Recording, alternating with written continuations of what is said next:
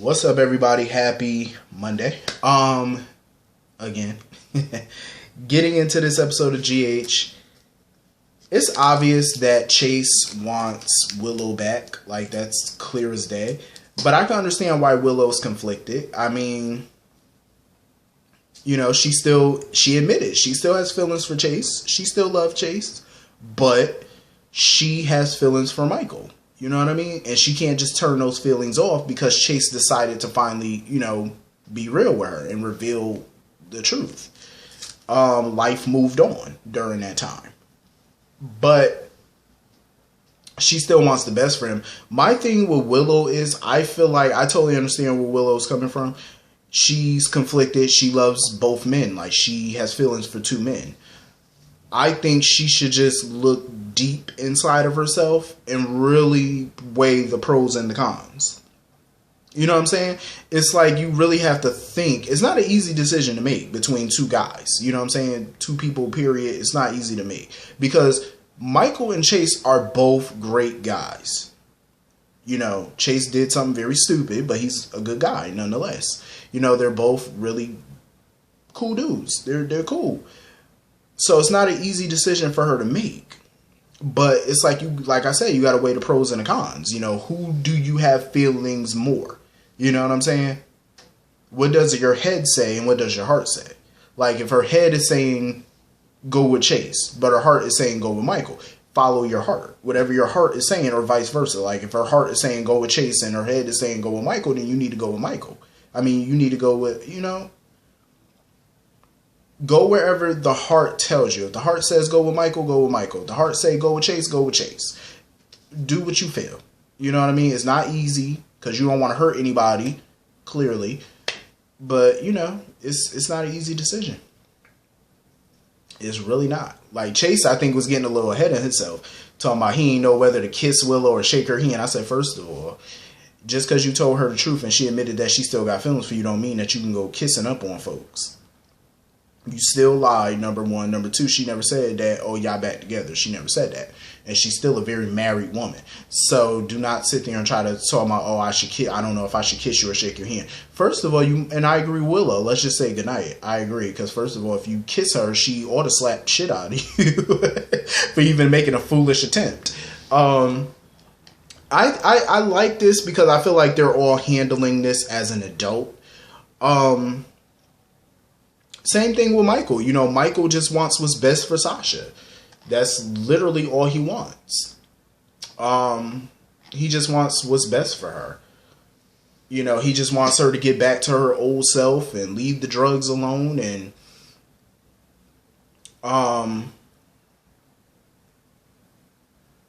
Michael feels like he owe her because, he felt like Sasha made the ultimate sacrifice. He didn't like the way that she went about it, but, he respected.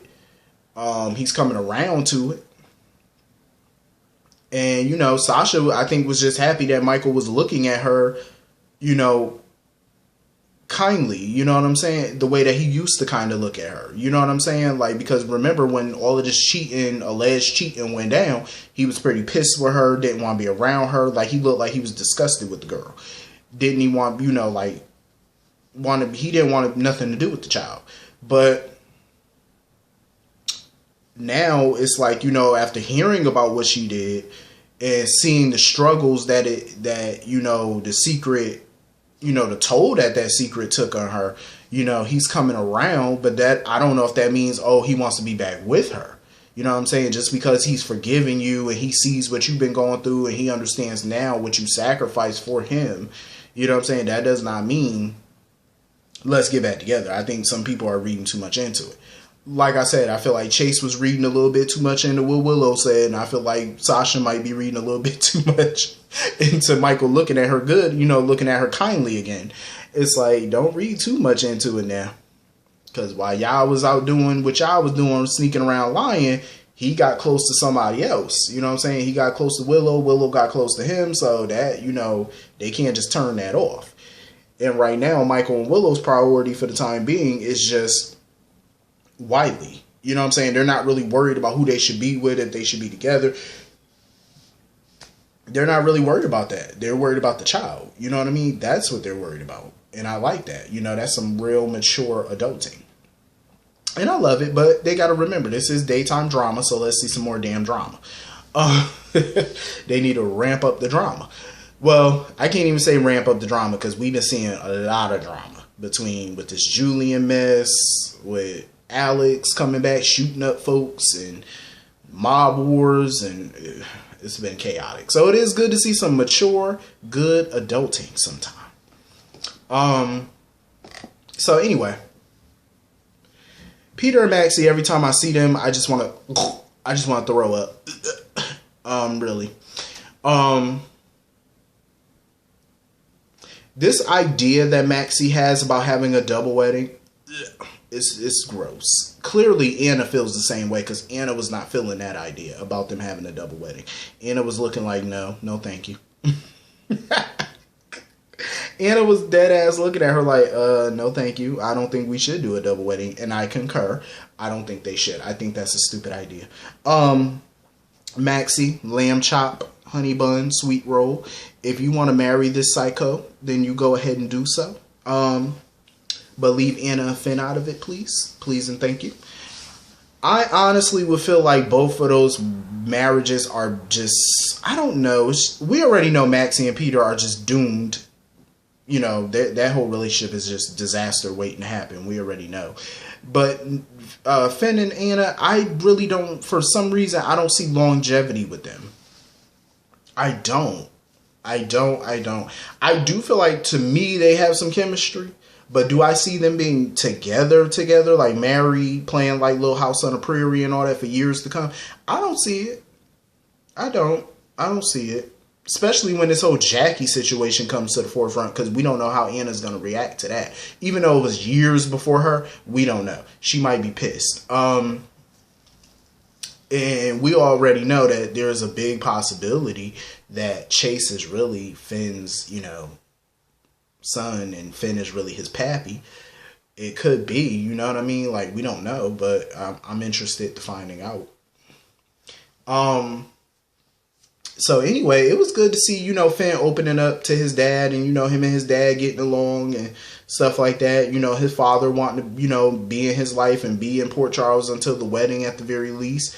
And his dad got to meet Violet, his little granddaughter. That was a beautiful scene of him telling her the little pirate story and all that stuff. That was a nice scene. I love that good family bonding, especially around this time of year.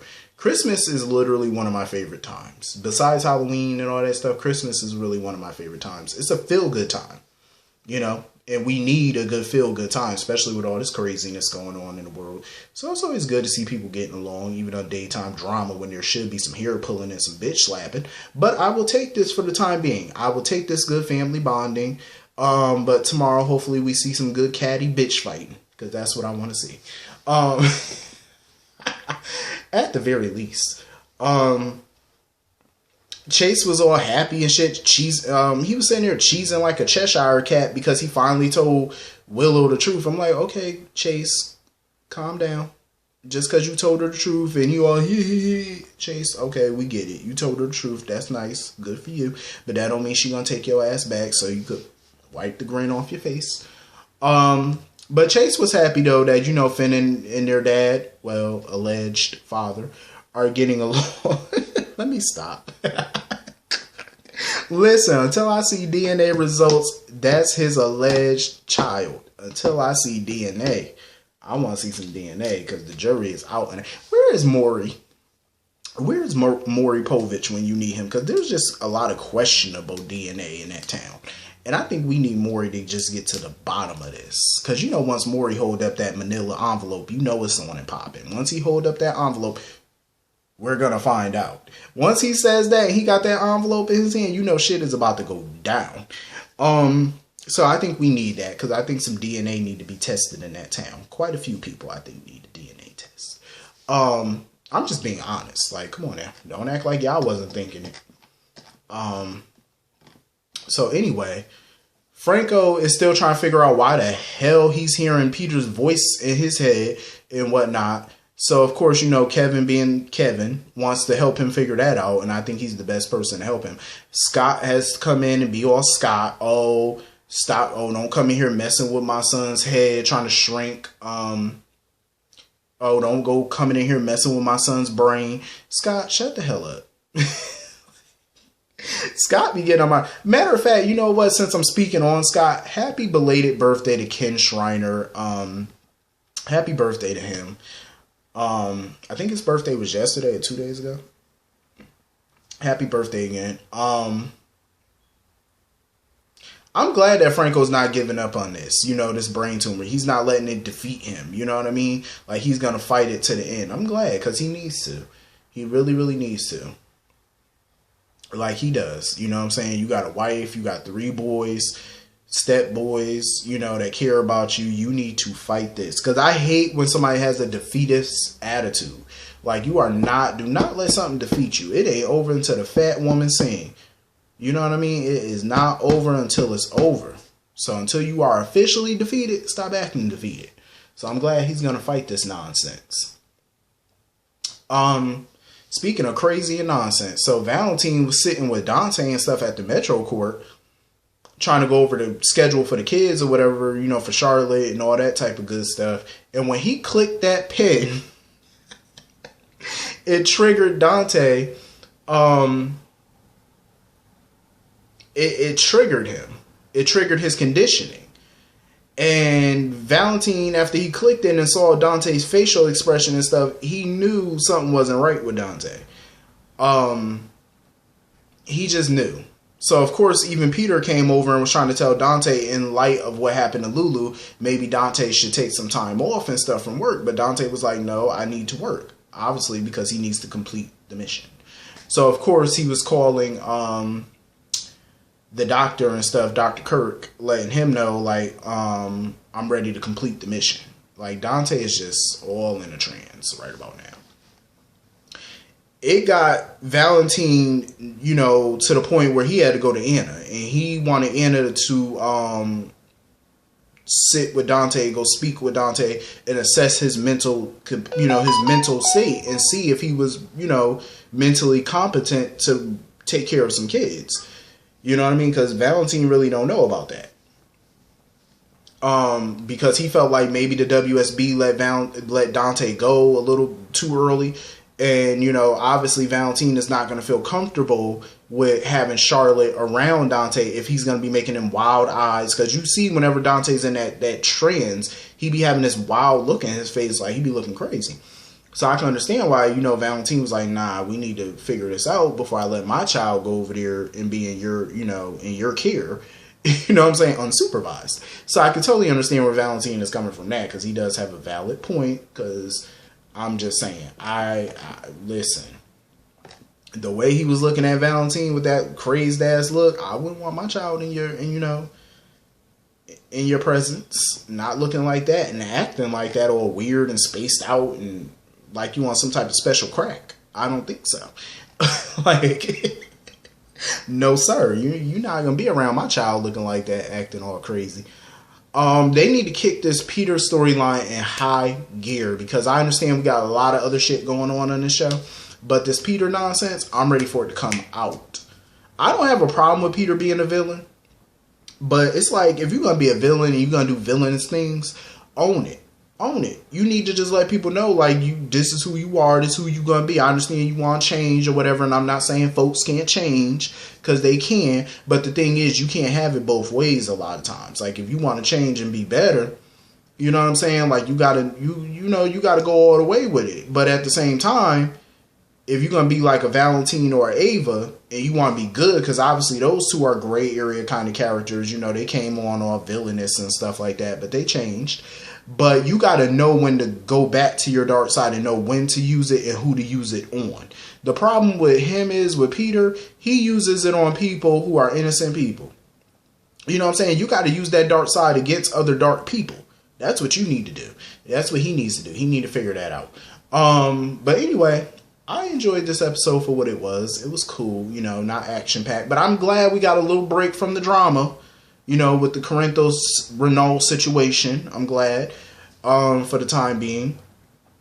It was a good break from it. We got some good family moments, and, it was good. I enjoyed it. Hit the comment section. Let me know what y'all thought about it. And I will see y'all all later. Hope y'all have a great night. Peace.